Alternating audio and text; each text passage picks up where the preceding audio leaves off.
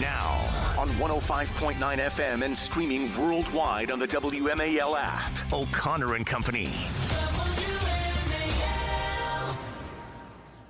Good morning. It is a Friday morning. It is 8:06 on News Talk 105.9 WMAL. We are here making sense of the news, making sense of the world of politics and everything in between.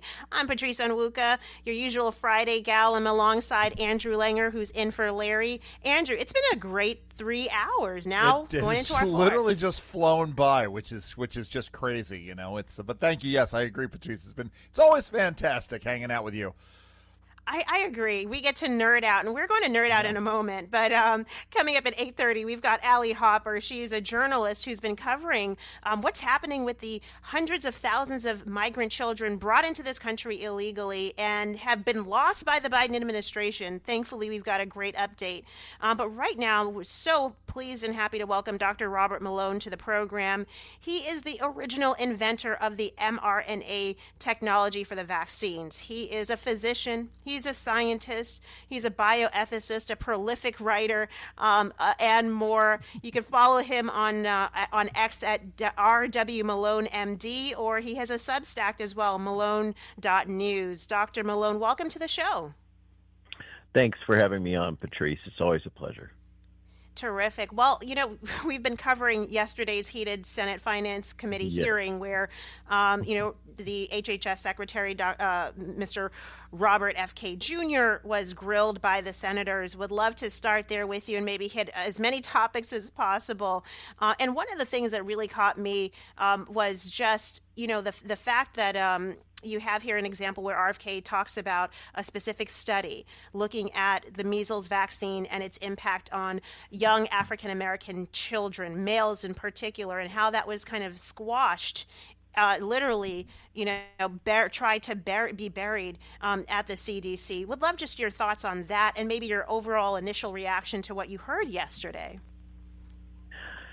I think he was talking about the MMR, just so we're clear on that. And this is a historic study that was looking at vaccine consequences associated with various groups in a study down in the Atlanta metro area. So that has a population that's skewed ethnically, we'll just say. And what he's referring to is that there was a data signal there having to do with autism and related phenomena that was specifically buried by the individual that was the head of the National Immunization Policy Office at the time. And they went ahead and published the other results of the study, but the study managers were directed to delete the data that demonstrated that adverse event. So this is his illustration of one of the particularly egregious events in CDC history, but there's many. And particularly the African-American community is sensitized to the CDC because of the Tuskegee study historically. Yes. Right. Well, Dr. Malone, it's interesting because we're talking about speech issues, and we've been talking about speech issues all week. The House just had a hearing on this, and one of the things I've said earlier is that the answer to speech we don't like is more speech. The answer to science we don't like, or the answer to science we do like, is more science. I would think you would agree with that. Yeah, what's really going on isn't, in many cases, science, but it's scientism. It's a kind of a pseudo-religious cult. And the conflating of actual science with epidemiology is a little disingenuous. And in particular, they're making assertions having to do with these issues that Bobby was hammered on about whether or not he knows the true number of lives saved. And the problem with the data that they're citing is it's all based on modeling, this claim of 1 million lives saved. But the real subtext there is the attempt to drive a wedge between Bobby and the president. That's right. Didn't I say this earlier, Patrice? You did. Yeah. And that's an ongoing narrative that's been present, pushed by pharma now for months. And they've tried to say that Bobby wants to run for president, and they've tried to say that Maha Action is a Bobby Kennedy for President fundraising organization, which is a false. It's not true at all. And this is a concerted effort. It's fascinating that Pfizer CEO Bourla first rolled out the narrative about, oh, Trump should get a Nobel Prize for Operation Warp Speed. They already gave the Nobel Prize for that, by the way. They gave it to Carrico and Weissman. But in any case, and they don't give multiple Nobel Prizes over the same topic, I can tell you personally. So that whole narrative is about trying to drive a wedge to split Bobby away from the president in this effort that has been announced by the Bio organization to get Bobby fired by the end of September. I mean, to understand what just went down, you got to think about who was the target audience for all these things and what's the real objective. What's really in play here is the midterm elections. That is what all this kabuki is about. Well, to pick up on that thread, one of the other issues they were hammering him on is just the personnel changes, the firings at the CDC. RFK Jr. said, hey, listen, we're sicker than we've ever been. Somebody heads kind of need to roll. Do you think that that's also true? What is your take on just the CDC firings and, a lot of these former heads even writing in the New York Times trying to defend themselves and discredit him? Yeah, well put. And that's a narrative. I mean, here we are at WMAL. The audience is familiar with D.C. shenanigans and the way that politics works on the Hill. So once again, what you've got is a series of narratives that are being promoted. And the narrative about the firings in CDC is another false contrivance. What took place was that under Doge, 600 people were made redundant at CDC for good reason. And they were given notice. They appealed that to the courts. The courts decided that there wasn't merit and that Trump could actually make these people redundant and downsize the CDC. Most Americans would agree on that. And that finally hit right around the time when the new director of the CDC was asked to leave because she was not being loyal. I mean, she went behind the secretary's back to Cassidy to complain about the secretary.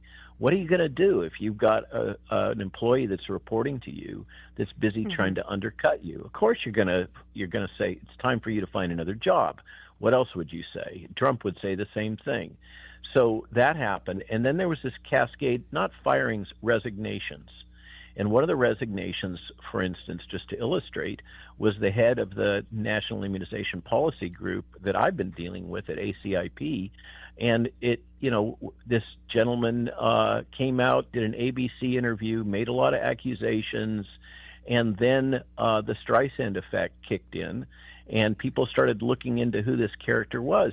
He is a full-on Satanist, sadomasochist was a DEI hire, okay, and was the person that was directly responsible for advising Rochelle Walensky on COVID policy and also on the monkeypox. This is the guy that wanted us to all get monkeypox vaccine. And Dr. Malone, I will not repeat. I was the nickname I afforded this doctor. Julie Gunlock said I should never use the two words that I use together in a sentence on the air ever again. So I appreciate that. I'm sorry, Patrice. Go right ahead. Oh, it's okay. You know what? We have to run to break. Dr. Malone, do you mind staying with us for another segment? We've got some more questions for you. Be my pleasure. Thank you.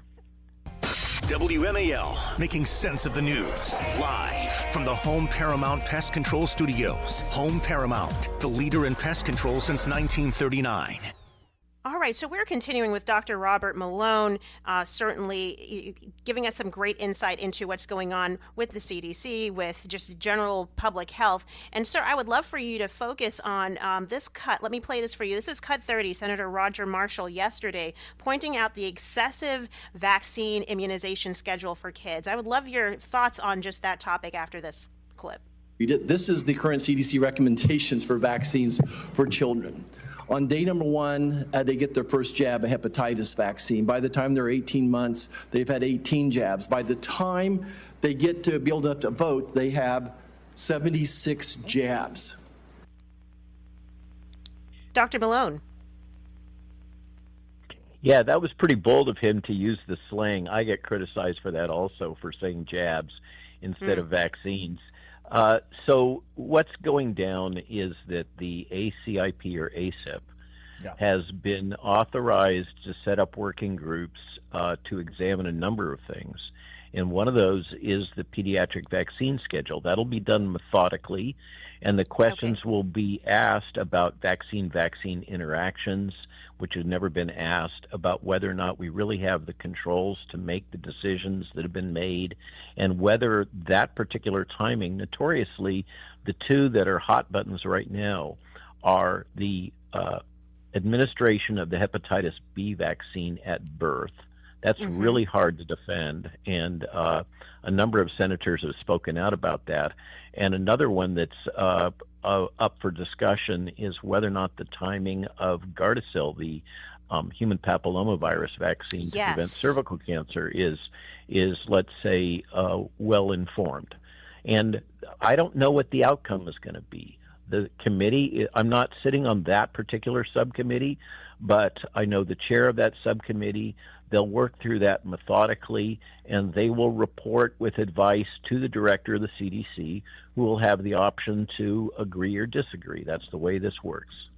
Yeah, Dr. Malone, let me ask you this, because there was a moment where Mark Warner, trying to score political hit points on Secretary Kennedy, was talking about the COVID deaths issue and the vaccine.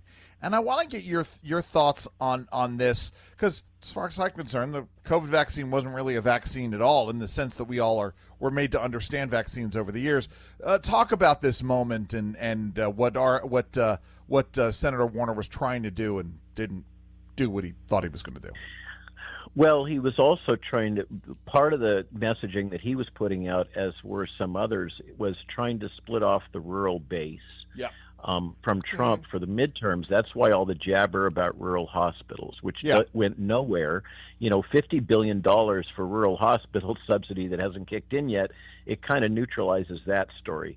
So what Warner was talking about is that there's some really questionable quote, peer-reviewed publications that rely entirely on modeling.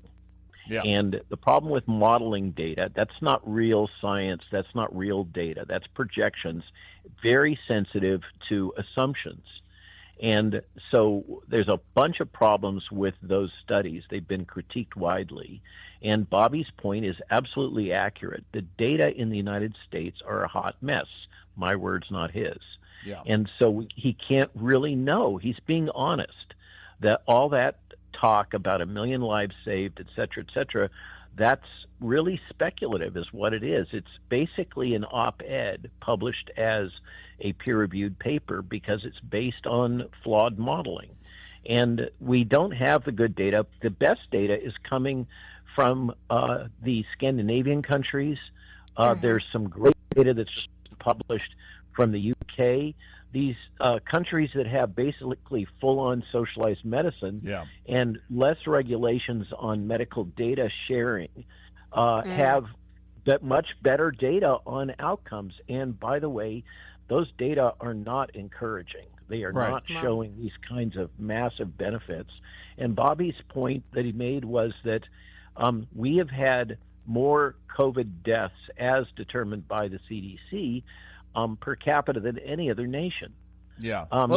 And that just doesn't jive with the narrative that's being promoted here. But also the other part of this is that we seem to forget that there are trade-offs in risk, and we have to be better at assessing the risk of X versus the risk of Y, right? What's the trade-off of keeping kids out of school to prevent some, nebulous harm versus the socialization there is issues? No way. There is no way that we can calculate the sum total of the risks and benefits. It's too complicated.